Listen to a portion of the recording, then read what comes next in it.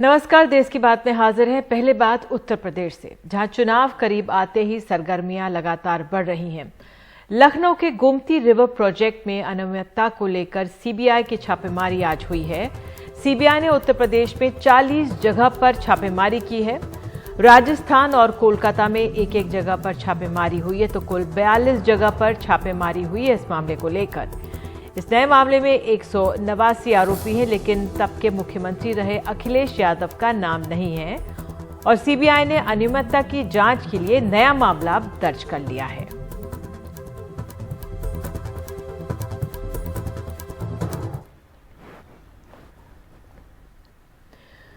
तो ये आप तस्वीरें देख रहे थे किन 42 जगहों पर कैसे छापेमारी हुई है। तो अखिलेश यादव का ड्रीम प्रोजेक्ट है ये गोमती रिवर फ्रंट की सीबीआई जांच से अब सियासी हलकों में जाहिर तौर पर हलचल मच गई है।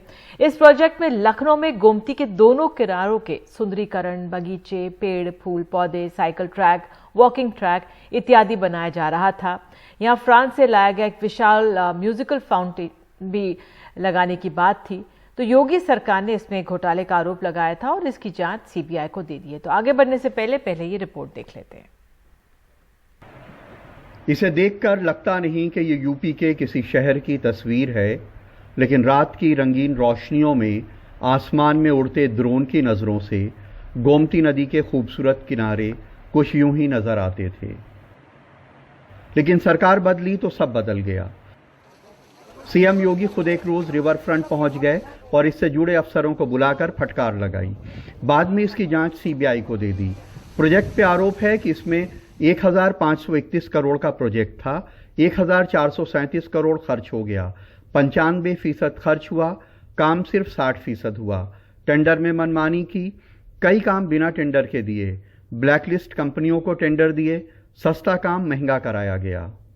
गोमती रिवर फ्रंट घोटाले को लेकर सीबीआई ने पहला केस 2017 में दर्ज किया था, जबकि दूसरा केस अब 2021 में दर्ज हुआ है।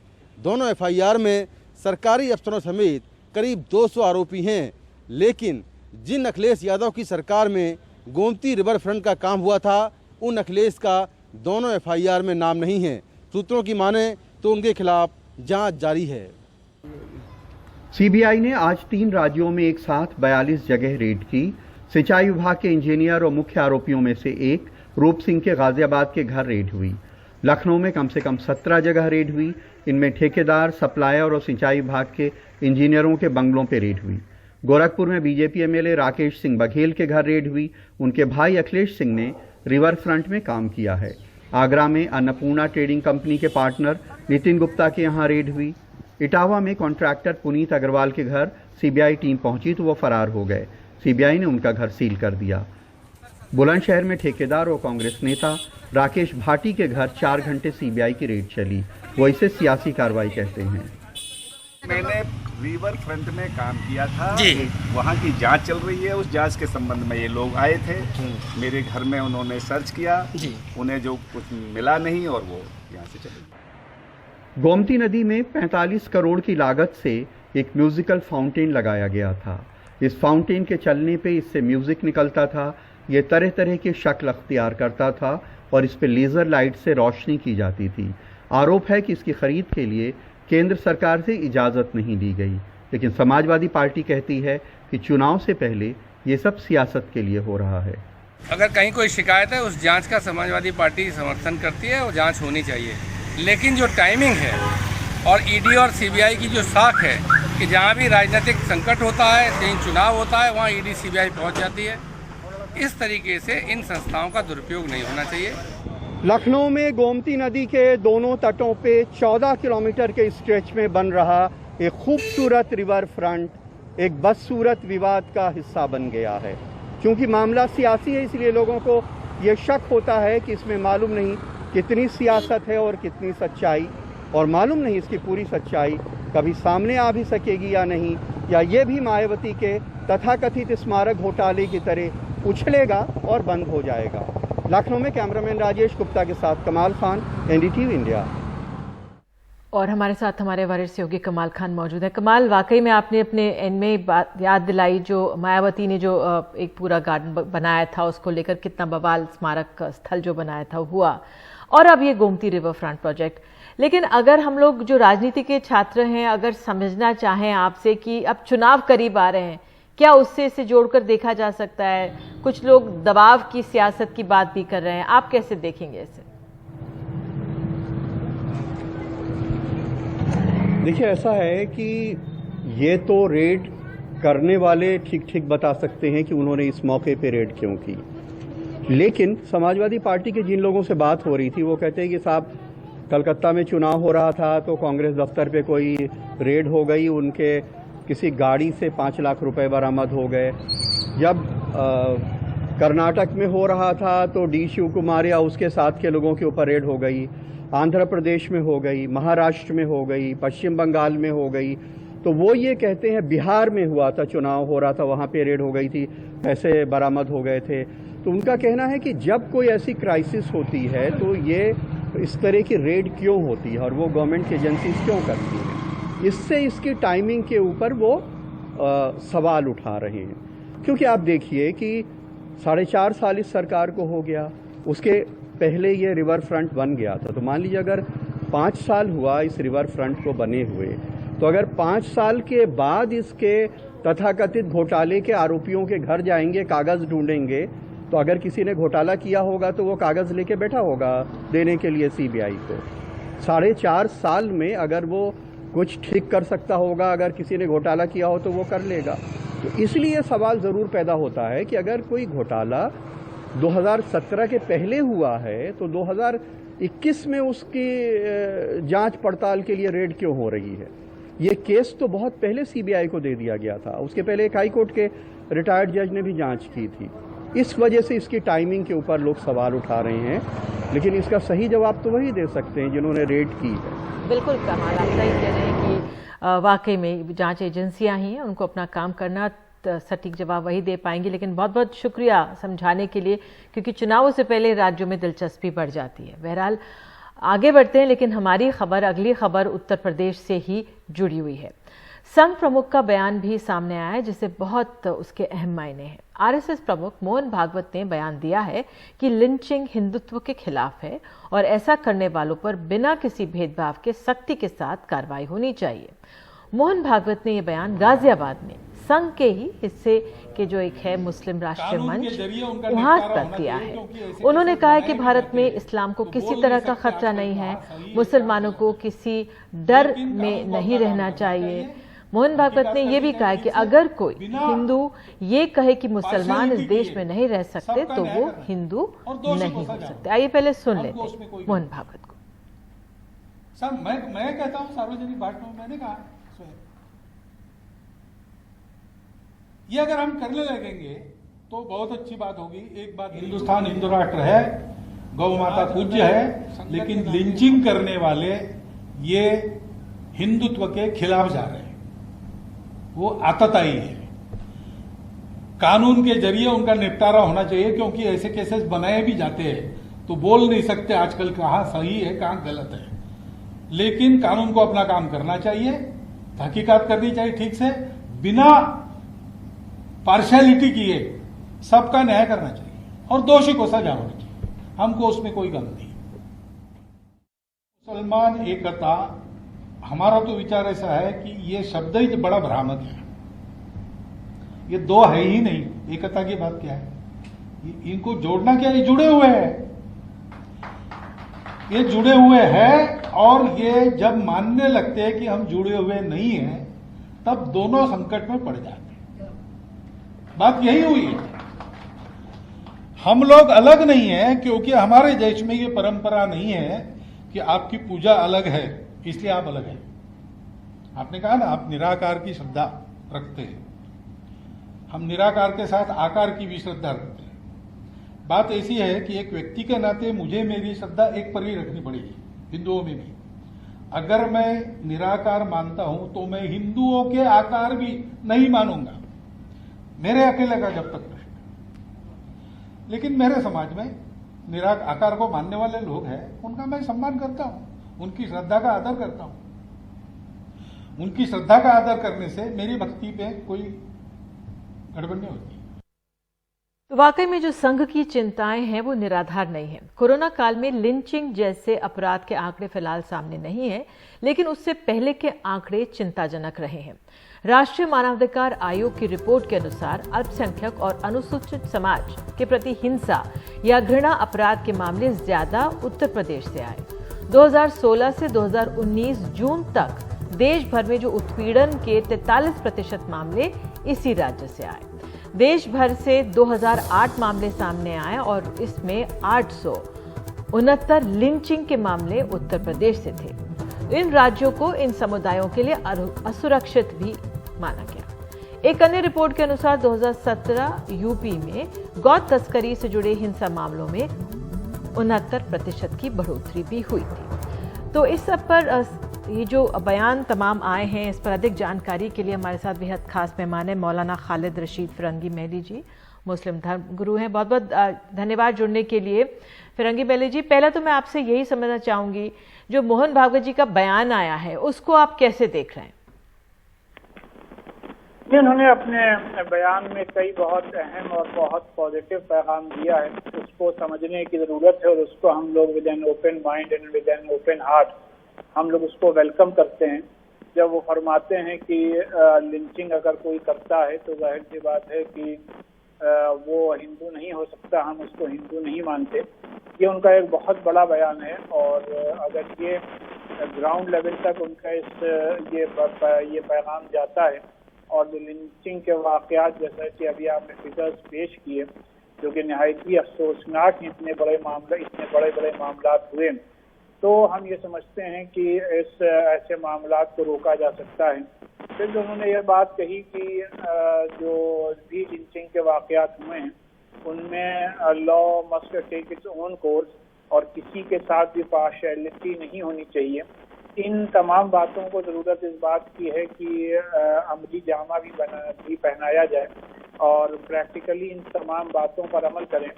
और जब उन्होंने ये कहा कि मदरलैंड की बुनियाद पर हम तमाम हिंदुस्तानी एक हैं और हम सबको एक साथ मिल करके मुल्क को तामीर और तरक्की के रास्ते पे ले जाना चाहिए, तो ज़रूरत इस बात की है कि ये बातें हुक्मरानों तक भी पहुँचें। और जो बात भी उन्होंने मजहब इस्लाम के सिलसिले में फरमाई है कि अपने मुल्क में इस्लाम कभी ख़तरे में नहीं रहा है या ख़तरे में नहीं है, तो जाहिर बात है कतई तौर पर हम लोग ये नहीं मानते कि कहीं पर भी अपने मुल्क में खुदा न खास्ता इस्लाम खतरे में है, कोई भी मजहब खतरे में नहीं है। लेकिन हाँ, जो वाक़यात पेश आते हैं जिनका कि उन्होंने खुद तस्करा किया वो ज़रूर अफसोसनाक हैं और उन पर बंदिश लगनी चाहिए। और अब RSS की तरफ से जो इतना बड़ा बयान आया है तो हम समझते हैं कि इसके पॉजिटिव इम्पैक्ट नजर आने चाहिए। बिल्कुल, उसके बहुत सकारात्मक असर होंगे और वाकई में अगर ये बयान पहले आता तो उसका और भी ज़्यादा फायदा होता और मामले जो सामने आए वो नहीं होते। तो फिरंगी महली जी, आपने जो कहा वो जो भागवत जी ने जो जिस तरह से कहा कि भारत में इस्लाम को किसी तरह का खतरा नहीं है और मुसलमानों को डर से नहीं रहना चाहिए, इसका असर क्या होता हुआ आप देख रहे हैं? क्योंकि उत्तर प्रदेश में एक बहुत बड़ी आबादी है जो मुस्लिम समुदाय की यहाँ पर रहती है, 18% से ज्यादा। जी देखिए, जो लिंचिंग के वाकयात हुए या पॉलिटिकल लेवल पर जो मुसलमानों का रिप्रेजेंटेशन ना के बराबर है बल्कि नहीं है, और फिर यही जितने भी फैक्ट फिगर्स हैं हमसे बेहतर आप सभी को मालूम है कि मुल्क में चाहे पॉलिटिकल लेवल पर हो, चाहे सोशल या इकोनॉमिकल लेवल पर या गवर्नमेंट जॉब में जो मुसलमानों का रेशियो है, ये तमाम वो फैक्ट्स एंड फिगर्स हैं जो कि इस बात को प्रूव करते हैं कि कहीं ना कहीं इस मुल्क की सेकेंड लार्जेस्ट मेजॉरिटी के साथ हक और इंसाफ के मामलात नहीं पेश आए हैं। और लिहाजा इन तमाम बातों की तरफ हुक्मरानों को तवज्जो देनी चाहिए। और हम ये तवक्को करते हैं कि क्योंकि इतने अहम शख्सियत की तरफ से ये बयान आया है तो हो सकता है कि इसका कुछ पॉजिटिव इम्पैक्ट पड़े। जी, उन्होंने एक बात हमेशा हम लोग चर्चा में रहते हैं, क्योंकि लिंचिंग के संदर्भ में इसका ये पहलू भी है कि गौवंश के कारोबार जो है रोजी रोटी का जरिया बहुत बड़े समुदायों के लिए। तो जो कारोबारी अवैध काम नहीं कर रहे थे फिर भी शक की वजह से कुछ लोगों के निशाने पर आ गए और भयावह अपराध हो गए, तो क्या असर पड़ेगा भागवत जी के बयान का, जो इस तरह से काम में रहते हैं, जो लीगली कानूनी तौर पर जो काम करते हैं उस पर? नहीं, देखिए पहले से हम लोग ये बात कहते चले आए कि जाहिर सी बात है जो चीज गैर कानूनी है वो सभी के लिए गैर कानूनी है, कोई इसको सपोर्ट नहीं करता है और ना कभी करेगा। और कहीं पर भी अगर गैर कानूनी तरीके से कोई भी गाय को मार रहा है या उसका कत्ल कर रहा है तो ये कतई तौर पर गैर कानूनी भी है। और मजहब इस्लाम में भी इस बात की गुंजाइश नहीं है और मजहब इस्लाम हमें इस बात की तालीम देता है कि जिस मुल्क में आप रहते हैं उस मुल्क के रूल्स रेगुलेशंस को आप फॉलो करें। तो मजहबी तौर पर पिक्चर बहुत क्लियर है। और जो लोग कानूनी तौर पर ये कारोबार कर रहे हैं जिसमें कि कानून ने तमाम लोगों को परमिशन दी है, ऐसा नहीं है कि सिर्फ मुसलमान उसमें हों, उसके बावजूद भी जो ये लिंचिंग के वाकयात हुए हैं, अगर आज भी पूरी ईमानदारी के साथ जो लोग इसके मुजरिम हैं उनको सजा दे दी जाए तो हम ये समझते हैं कि ये समझा जाएगा कि इस बयान का एक बड़ा इम्पैक्ट पड़ा है। बिल्कुल, आपने अहम बात कही कि जो मुजरिम है उनको सजा मिले तो बयान का इम्पैक्ट होगा। लेकिन क्या आपको लगता है कि भागवत जी के इस बयान से जो उन्होंने कहा है उससे एक तरह से मरहम लगेगा? और क्योंकि हम जानते हैं कि कुछ महीनों में चुनाव है, लेकिन एक मरहम लगेगा जो बहुत घाव लिंचिंग को लेकर लगे हैं। नहीं, यकीनी तौर पर उनके, अगर आपने जैसे फरमाया, उनके इस बयान से एक पॉजिटिव मैसेज पूरे मुल्क में गया है। और जाहिर सी बात है जो लोग इतने लिंचिंग के शिकार हुए हैं और उनके घर वालों को जरूर इससे कुछ न कुछ उम्मीद की किरण नजर आएगी। और ये भी एक अच्छा, हम समझते हैं, एक पॉजिटिव डेवलपमेंट मेरे नज़दीक कम से कम है कि दो कम्युनिटीज़ के दरमियान जो एक कुछ लोगों के दरमियान, हम कहेंगे एक सेक्शन के दरमियान जो गलत फहमियाँ हैं वो इस तरीके से गलत फहमियाँ भी दूर हो सकती हैं कि अगर जो बयान आया है इस किस्म के बयानात आएँ और उस पर अमल भी हो।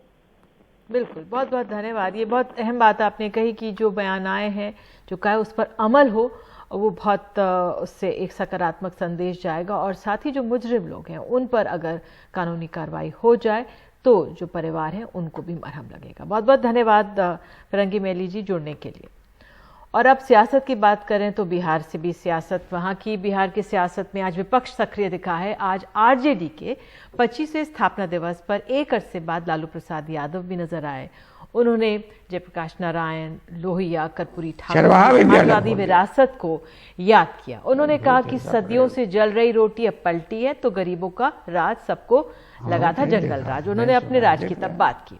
तो तेजस्वी यादव ने जमकर मुख्यमंत्री नीतीश कुमार पर निशाना साधा। नीतीश कुमार को भ्रष्टाचार का बीच पितामह बताया और कहा आरजेडी को जनता ने जिताया था, चुनाव आयोग ने हराया था। तो एक और तस्वीर जो हम आपको दिखाना चाहेंगे, एक और आई है बिहार से ही, पटना से लगे हुए हाजीपुर से। हाजीपुर की सड़कों पर चिराग पासवान दिखे, अपनी जनसंपर्क एक तरह से यात्रा भी इसे कह सकते हैं, कई इलाकों का दौरा किया। पार्टी में टूट के बाद चाचा पशुपति पारस के खिलाफ चिराग पासवान की यात्रा थी।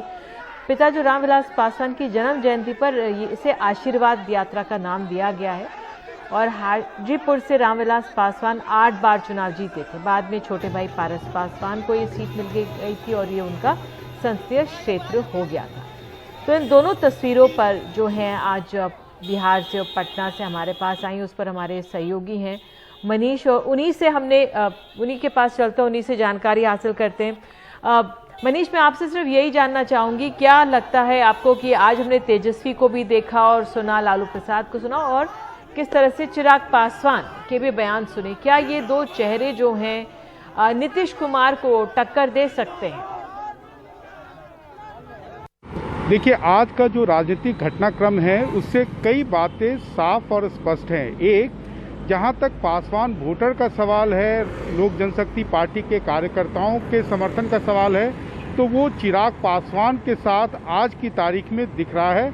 और अब चिराग पासवान के ऊपर निर्भर करता है कि वो अपने समर्थकों को, वो चाहे पासवान वोटर हो या दलित समुदाय के अन्य जातियों को, कैसे जोड़ते हैं अपने साथ। और ये सब कुछ उनके आने वाले दिनों में राजनीतिक कार्यक्रमों के ऊपर निर्भर करता है कि वो कितना ज़्यादा बिहार में समय बिताते हैं, अपने कार्यकर्ताओं के साथ इंटरैक्ट करते हैं।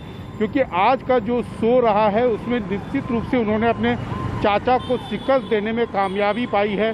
क्योंकि हर जगह पर आज उनके स्वागत के लिए लोग हजारों की संख्या में जुटे थे। वहीं जो चाचा ने अपने भाई यानी कि पूर्व केंद्रीय मंत्री स्वर्गीय रामविलास पासवान के लिए जो श्रद्धांजलि सभा की थी, उसमें मात्र कुछ 100 लोगों को ही जुटा पाने में कामयाब हुए। जहां तक आरजेडी का सवाल है, तो आरजेडी ने भी आज जिस तरीके से श्रद्धांजलि के साथ अपना स्थापना दिवस मनाया, उससे तो एक बात तय है कि आरजेडी किसी न किसी तरीके से चिराग पासवान को अपने पाले में लाना चाहती है। और वो चाहती है कि आने वाले दिनों में, जैसे कि काफ़ी ज़्यादा राजनीतिक अटकलें लगाई जा रही हैं कि जब भी मंत्रिमंडल का विस्तार होगा तो चिराग के जो चाचा हैं पशुपति पारस, जिन्होंने विद्रोह का बिगुल फूंका था, लोक जनशक्ति पार्टी के संसदीय दल को स्प्लिट किया था, उनको केंद्रीय मंत्रिमंडल में जगह मिलेगी। तो आरजेडी चाहती है कि वैसी परिस्थिति में कम से कम चिराग के अंदर में जो अभी बीजेपी को लेके एक संशय की स्थिति है, जो कन्फ्यूजन है, वो खत्म होगा और चिराग जल्द से जल्द उनके साथ आएंगे, जिससे कि आने वाले दिनों में नीतीश कुमार को घेरने की जो उनकी रणनीति है वो और भी ज़्यादा कारगर साबित होगी। साथ ही साथ आज जिस प्रकार से करीब 3 वर्षों के अंतराल के बाद लालू यादव आए और लालू यादव अपने पुराने आक्रामक अंदाज में थे, हालांकि कुछ ऑडियो की क्वालिटी खराब रहने के कारण लोग उनको बहुत सुन नहीं पा रहे थे, लेकिन हाँ, ये लगा कि लालू यादव जल्द से जल्द जो है बिहार आने के लिए, अपने समर्थकों से मिलने के लिए बेताब हैं। वैसे में ये सारे ऐसे राजनीतिक घटनाक्रम हैं जिसको आप कह सकते हैं कि बिहार में एनडीए के लिए बहुत ही ज़्यादा आने वाले दिनों में जो है उनके लिए स्मूथ सेलिंग या उनके लिए बहुत राजनीतिक घटनाक्रम जो है उनके फेवर में होगी। हालांकि मैं आपको बता दूं कि बीजेपी का एक बड़ा तबका जो बिहार का है वो अभी भी चाहता है कि उनके पार्टी का केंद्रीय नेतृत्व चिराग पासवान का साथ ना छोड़े, क्योंकि वोटर उनके साथ है, समर्थक उनके साथ अधिकांश हैं। इसलिए अगर चिराग आरजेडी के साथ जाते हैं तो निश्चित रूप से एनडीए के लिए ही मुश्किलें और बढ़ेगी। जी मनीष, बहुत बहुत शुक्रिया इस जानकारी के लिए आपका। और रुख महाराष्ट्र की राजनीति का। महाराष्ट्र विधानसभा के मानसून सत्र का पहला दिन आज हंगामेदार रहा। एक तरफ गाली गलौज और धक्का मुक्की के आरोप में 12 बीजेपी विधायकों को निलंबित कर दिया गया, तो दूसरी तरफ राजनीतिक हलकों में साथी दलों के क्या पाले बदलने और दुश्मन दोस्त बनने के इस तरह से संकेत भी यहाँ पर मिले हैं। महाराष्ट्र विधानसभा नियम 4 वाजता चर्चा गया। मुख्यमंत्री यालगार परिषद केस में गिरफ्तार 84 साल के फादर स्टैन स्वामी का आज देहांत हो गया। वे कई दिन से आईसीयू में थे और कल से वेंटिलेटर पर थे। एनआईए ने उन्हें बीते साल अक्टूबर में गिरफ्तार किया था। उन पर माओवादियों की मदद करने का आरोप लगाया गया था, जबकि स्टैन स्वामी सामाजिक कार्यकर्ता के रूप में सक्रिय रहे और आदिवासी समूह के बीच काम करते रहे। वे गिरफ्तारी के दौरान बुरी तरह बीमार थे, लेकिन उन्हें जमानत नहीं मिल पाई। उन्हें पार्किंसन की शिकायत भी थी। बाद में कोविड ने उनको जकड़ लिया। उनकी मौत के बाद सामाजिक संगठन में शोक का माहौल है। खो रहे हैं, वो बांध के रूप में हो, फैक्ट्री के रूप। उधर पूर्व केंद्रीय मंत्री और टीएमसी के नेता यशवंत सिन्हा ने फादर स्टैन स्वामी की मौत को एक हत्या बताया है। उन्होंने ट्वीट किया है, मैं नम आंखों के साथ फादर स्टैन स्वामी को विदाई देता हूं। उनकी मौत एक हत्या है और हम जानते हैं कि इसके लिए कौन जिम्मेदार है। उनकी आत्मा को शांति मिले।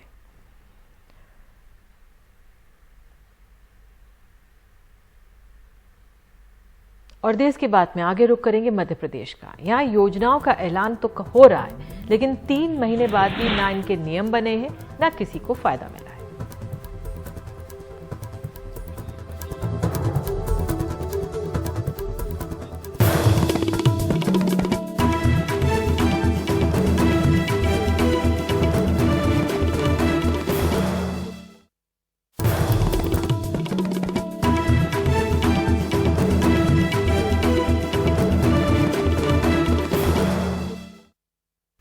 मध्य प्रदेश सरकार ने कोरोना की दूसरी लहर में 5 योजनाओं का ऐलान किया, लेकिन 3 महीने बाद भी किसी में नियम नहीं बने हैं, तो किसी में आवेदन नहीं मिले हैं। जिनमें मिले उनमें जो जरूरतमंद है उनको फायदा नहीं मिला है। सरकार ने यह भी कहा है कि जिनकी कोरोना से मौत हुई है उनके परिवारों को 1 लाख रुपए मिलेंगे, लेकिन ऐलान के बाद भी योजना सिर्फ कागजों में है, कोई नियम ही नहीं बना।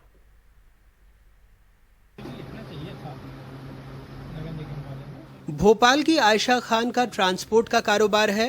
प्राइवेट स्कूल में बसें चलती थीं। 2 साल से कमाई बंद है, सास की कोरोना से मौत हुई, इलाज में लाखों खर्च हो गए। 20 मई को मध्य प्रदेश सरकार ने ऐलान किया था कि कोरोना से मौत पर 1 लाख रुपए देंगे, लेकिन अभी तक योजना कागजों में ही है, नियम तक नहीं बने हैं। मदर इन लॉ की तबीयत के टाइम पे भी बहुत ज़्यादा दिक्कतें हुई इन सब चीज़ों में, क्योंकि बिजनेस था नहीं, लेकिन फिर भी हमने जैसे तैसे किया। अब शायद मतलब ये तो आस थी कि शायद सरकार से कुछ मदद हो जाएगी, लेकिन अब तो पूरी उम्मीद पूरी तरीके से वो ख़त्म हो चुकी है। बड़वानी में जिला अस्पताल में चौकी इंचार्ज बाबूलाल भावेल को कोरोना के लक्षण दिखे। अस्पताल में भर्ती होने के 6 घंटे के अंदर उनकी मौत हो गई। सरकार ने कोरोना योद्धा का सर्टिफिकेट भी दे दिया, लेकिन मुख्यमंत्री कोविड योद्धा कल्याण योजना के 50 लाख रुपए साल भर बाद भी नहीं मिले हैं। 7 लोगों का परिवार सिर्फ पेंशन के आसरे है। तबीयत खराब होने पर उनको वही सरकारी शासकीय हॉस्पिटल में भर्ती कराया गया, वहाँ कोविड सेंटर में, और कोविड सेंटर में इलाज के दौरान उनकी मृत्यु हो गई थी। इसमें जो डॉक्टर साहब ने जो उसमें बताया था कि ये कोविड सस्पेक्ट थे, कोविड सस्पेक्ट बताया था। कि पापा चले गए जब से हमारा घर ही टूट गया, हमारा कहीं नहीं रहा। 4 बेटी है, बेटा है, 2 बेटी की शादी हो गई, 2 बेटी कुंवारी है, घर का मकान नहीं है, कोई सहारा नहीं हमारा। हम घर के 4 सदस्य पॉजिटिव पाए गए। पापा के साथ में 2 जवान थे, दोनों जवान पॉजिटिव पाए गए। पापा के जाने के बाद हमें पॉजिटिव आने के कारण पापा का कोई कार्यक्रम नहीं किया गया, कुछ नहीं किया गया। तो फिर हम पापा पॉजिटिव नहीं थे, तो फिर हम पॉजिटिव कैसे आ गए? सुरेश सेजवाल टीकमगढ़ में एसडीओपी थे। पहली लहर में खूब काम किया, लगातार सड़क पर अपनी टीम का हौसला बढ़ाते रहे।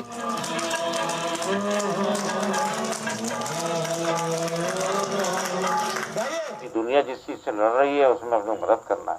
कोई भूखा है, कोई बेचारा क्या है, उसको खाना खिलाना है। काम के दौरान ही ब्रेन हैमरेज हो गया, मौत हो गई। सरकार ने गार्ड ऑफ ऑनर तो दे दिया, लेकिन कोरोना योद्धा का सर्टिफिकेट नहीं।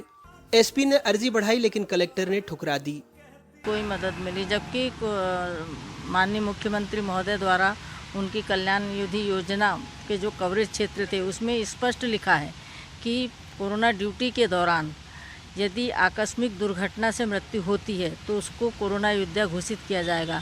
तो यह मौत भी एक आकस्मिक दुर्घटना है, क्योंकि ड्यूटी के ही दौरान मृत्यु हुई है। तो मैं भी इसकी हकदार हूँ, मेरे पति को भी कोरोना योद्धा घोषित किया जाना चाहिए। मध्य प्रदेश में कोरोना से 150 से ज्यादा पुलिसकर्मियों की मौत हुई है। 112 पुलिसकर्मी पहली लहर में, जबकि 40 की दूसरी लहर में मौत हुई। 12,000 से ज्यादा पुलिसकर्मी संक्रमित हुए, लेकिन अभी तक सिर्फ 7 पुलिसकर्मियों को ही 50 लाख रुपए का मुआवजा मिला है। 27 की अर्जी ठुकरा दी गई। कोरोना की विभीषिका में अपनी जान हथेली पे लेके समाज की सेवा में लगे थे।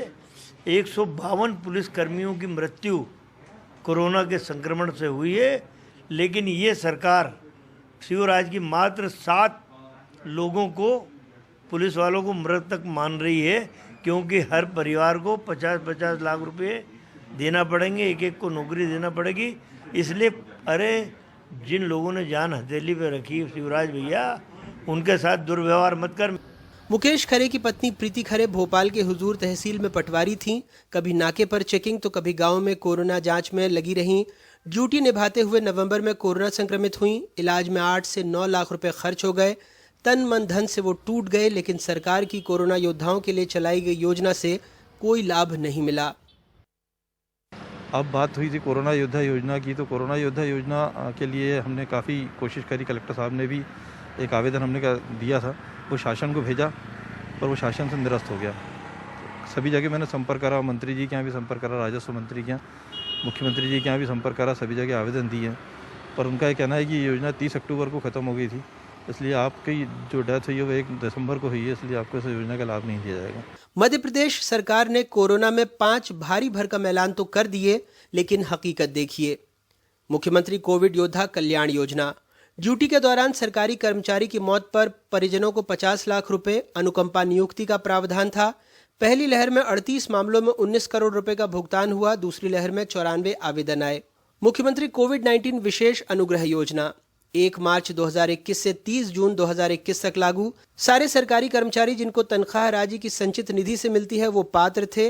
5 लाख रुपए तक की मदद का प्रावधान था, लेकिन पेंच ये है कि ग्रेच्युटी और एक्सग्रेशिया की राशि 50 लाख रुपए से अधिक होगी तो कोई अनुग्रह राशि नहीं मिलेगी। हकीकत 39 आवेदन मिले। मुख्यमंत्री कोविड-19 अनुकंपा नियुक्ति। 1 मार्च से लेकर 30 जून 2021 में सरकारी कर्मचारी की मौत पर आश्रित को अनुकंपा नियुक्ति का प्रावधान था। 14 आवेदन आए, नियुक्ति किसी को नहीं मिली। मुख्यमंत्री कोविड-19 बाल सेवा योजना 1 मार्च से 30 जून 2021 तक लागू। माता पिता या अभिभावक की मौत पर 18 साल से कम उम्र के बच्चे को 5,000 रुपए प्रति माह की मदद। मुफ्त शिक्षा। 395 आवेदन मिले, 323 पात्र, 228 की सहायता मंजूर हुई। 5वीं योजना कोरोना में मृत व्यक्ति के परिवार को 1 लाख रुपए की मदद। 20 मई को ऐलान हुआ, लेकिन अब तक न नियम बने न आवेदन आए।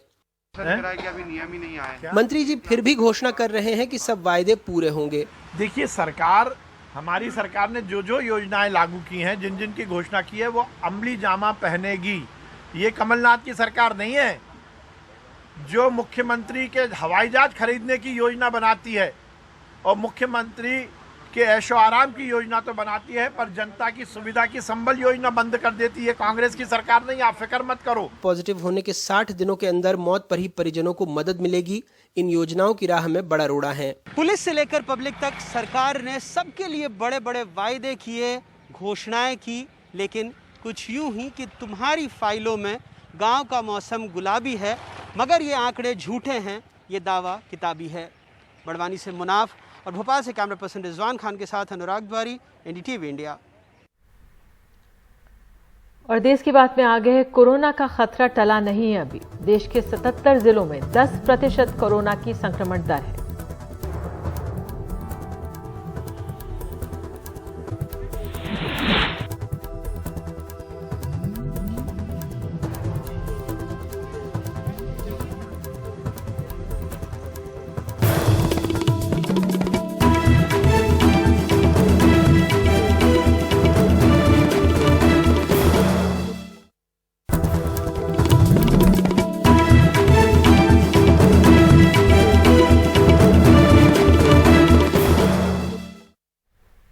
देश में कोरोना के मामले भले ही लगातार कम हो रहे हों, पर अब भी 77 जिले ऐसे हैं जहां संक्रमण दर 10% से ज्यादा है।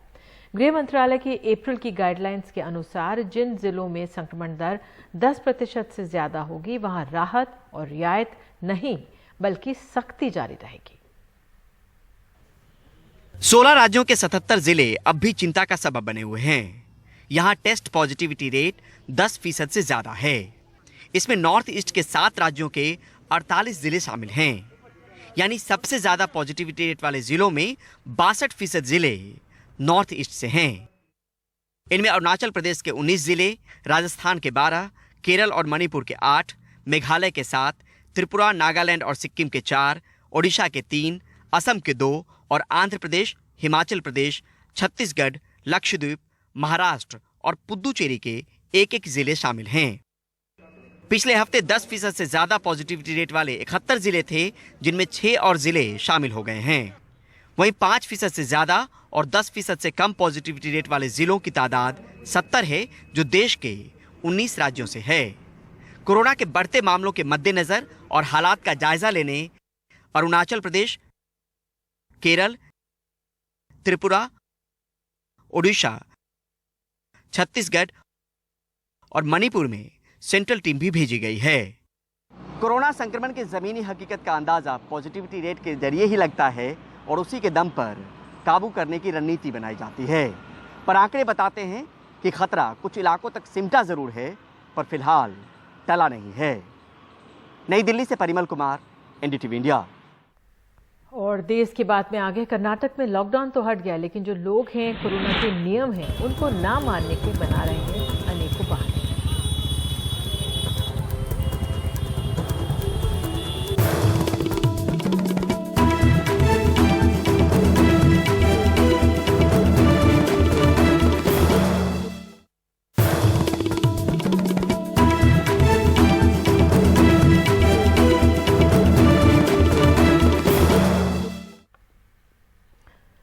कर्नाटक में तकरीबन 2 महीने के लॉकडाउन के बाद अब ज्यादातर दुकानें खुल गई हैं। ऐसे में बाजार में काफी भीड़ है। हालांकि प्रशासन ने मार्शल्स, पुलिसकर्मियों और अधिकारियों की 54 टीमें बनाई हैं, जो भीड़-भाड़ वाले इलाकों पर नजर रख रही हैं, चालान काट रही हैं। लेकिन स्थानीय लोगों और इस टीम के बीच काफी नोकझोंक भी होती दिख रही है। तकरीबन 2 महीने के लॉकडाउन के बाद जब बाजार खुला तो भीड़ बेकाबू होते दिखी।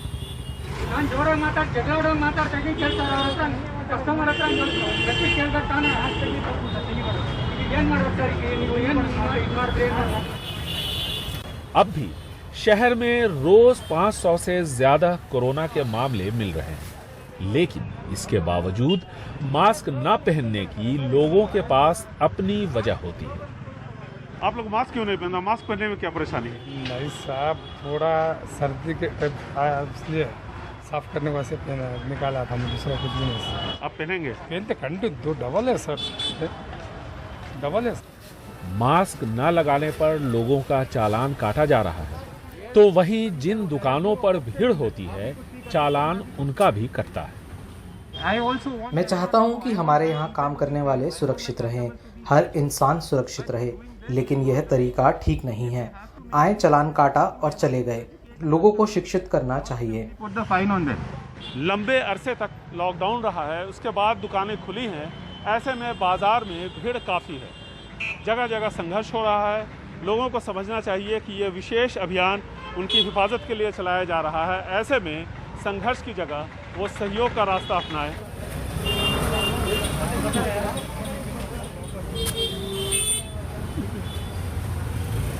These teams are basically हमने इन सबों की तैनाती भीड़ भाड़ वाले बाजारों और ऐसी दूसरी जगहों के साथ साथ मुख्य सड़कों पर भी कर रहे हैं, ताकि लोग कोविड प्रोटोकॉल का पालन करें। और where the movement of the population is more.